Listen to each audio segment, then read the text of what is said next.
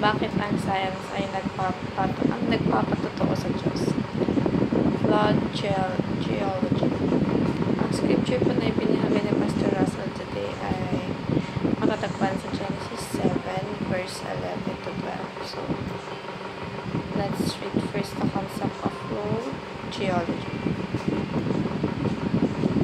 Flow geology is the belief that many of the Earth's geological features, like rock layers, fossils, and canyons, are best explained by the global flood in Genesis 6, verse 9.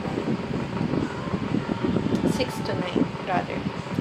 This view affirms that the flood was not just a local event, but a real, historical, worldwide judgment of God that dramatically reshaped the earth. It stands in contrast to evolutionary geology, which suggests slow processes over millions of years. So, dito po ibinabahagi na, di ba nagkakaroon palagi ng argument regarding sa science and Panginoon, dahil karamihan ay naniniwala na ang mga bagay na nagmula dito sa mundo natin ay talagang nag-exist na before pa or bago pa umano yung Panginoon. So, kumbaga, alito na talaga siya at pinapalabas na hindi ang Panginoon na gumawa nito. Pero dito nga po, kaya na nasabi dito na flood geology is the belief that many of the Earth's geological features like rock layers, fossils, and canyons are best explained by the global flood in Genesis 6 to 9.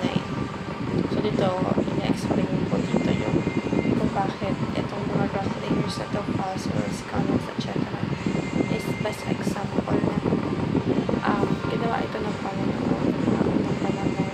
At dito po tatagpuan sa verse number 1 ebidensya na ang pasak Panginoon po siya ng taling at lahat ng bagay na naganap dito sa mundo ay sa Panginoon lahat nagmula. So we have heard the teachings which is the Bible and science are compatible. The flood explains fossil record and many more. And the best education is God over education. So the Bible and science are compatible. So hindi na dapat nagkakaroon ng argument regarding on science and with God, because best explain naman na po lahat ng ito ay talagang naganap mula lahat sa Panginoon. And do not succumb to godless education. Study science for God's glory and believe that science leads to God. So lahat po ng bagay pinapahalagahan dapat natin kasi lahat ng ito ay nagmula sa Lord.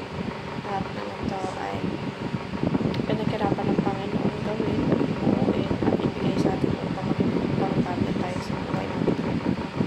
So, I have to make sure na lahat ng bagay ay naaayon sa ganda ng Panginoon at sa kagustuhan ng Lord na sa ganun, hindi po tayo magkakaroon dito ng dadihat at pag-Panginoon po ay nakakuna at kukunin na ang mga anak na nananapan sa kanya. So, that's all for. Thank you all for listening.